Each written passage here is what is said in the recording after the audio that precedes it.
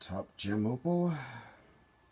It is yellow, but it is also a honeycomb with this really interesting jigsaw harlequin pattern. Very rare pattern. Incredible blinding colors.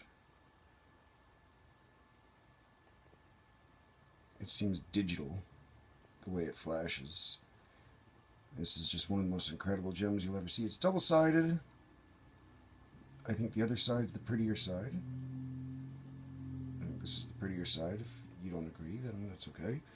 And here, let me shed a little light on it. Throw some light on it. And it goes insane and blinds you.